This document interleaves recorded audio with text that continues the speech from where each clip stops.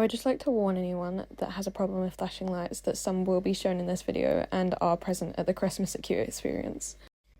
I have had a very long month since the last time I posted, and I have so much I need to explain, but today's video is not that kind of video. I went to Christmas at Kew a few weeks ago, and I'm here to basically give a review on how it went and whether it's worth the journey there for the experience that you get. Kew Gardens is in London, and for me it takes around 1.5 hours to get there. Although I can have a problem with long journeys as an autistic person, personally I feel the drive is worth it for the experience. However, one of the main problems you'll encounter is that if you don't make sure to book in advance for the parking, then you'll most likely need to walk over there. For me and my mum, it took us 30 minutes from the place that we parked to get to Kew Gardens, and we had to use someone's driveway. So there's two different types of bookings that you can get for Christmas at Kew. The first one is the usual, where it's quite a lot of people and it's quite loud too. And the second one is for anyone with special needs and is quieter with fewer people around, so you can enjoy the experience better. When I first found this experience, unfortunately the special needs days were all booked, so you will be looking at the place from the usual perspective of what it's like there.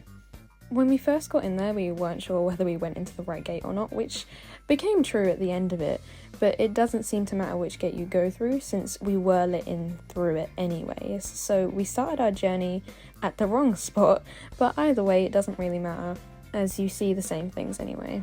The first thing we found when we got in there were food and drinks before you went into the actual experience, which included mac and cheese, churros, and a bar, which you will see a lot of throughout the experience. If you don't fancy anything at the start, then don't worry about it, because there are more stops for food and drinks that are available later on. For the very start of the walk, there's some cute little reindeer that you walk past, whilst also walking under spotlights with stars on the ground, which are very pretty.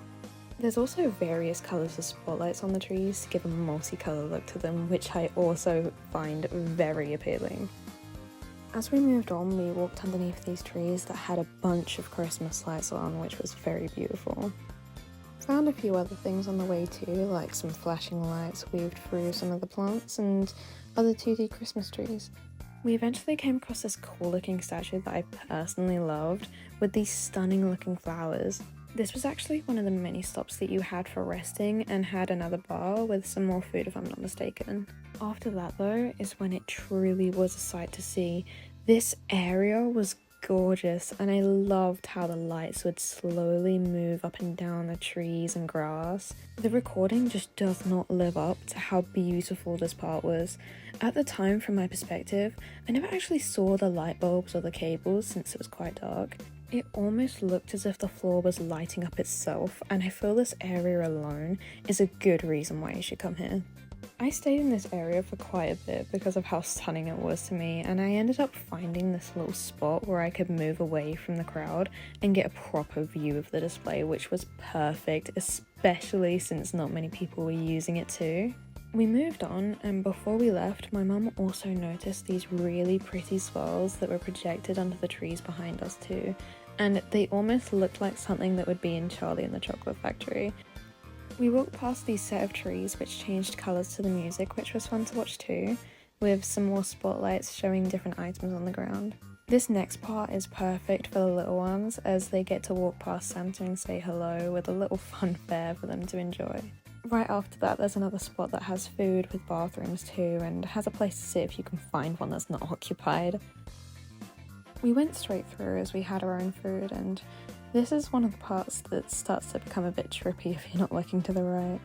It's beautiful from the right, where you can look at the pretty lights on the plants, but when you turn to the left, it's almost blinding, and I wouldn't recommend.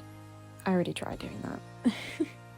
There was another area where they had lights that went to the song in the background, which I thought was enjoyable.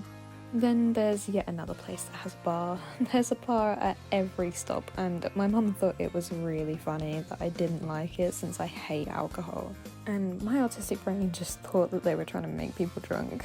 There's this other area which I personally hated with the constant flashing lights, but thankfully not too many people stopped at that part, so we were able to quickly get out. The next part is really nice though, since it has these lights popping in and out of the water.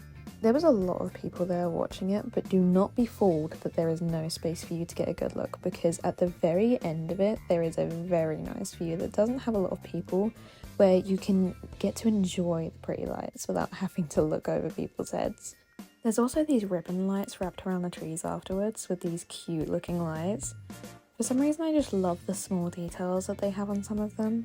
Next there's these metal trees that are lit by fire and kept me warm for the next couple of minutes before we scooched past the next place. There was another food stop with marshmallows, which was tempting.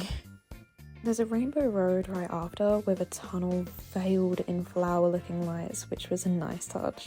After a bit more walking, there was these beautiful set of lights scattered on the grass that changed colours and looked so much better in real life, by the way, with this tree covered in Christmas lights, which my mum loved. Then after walking past a few other places, we finally got to the end attraction and was greeted by this stunning light show, which had water features including a Christmas tree made of mist.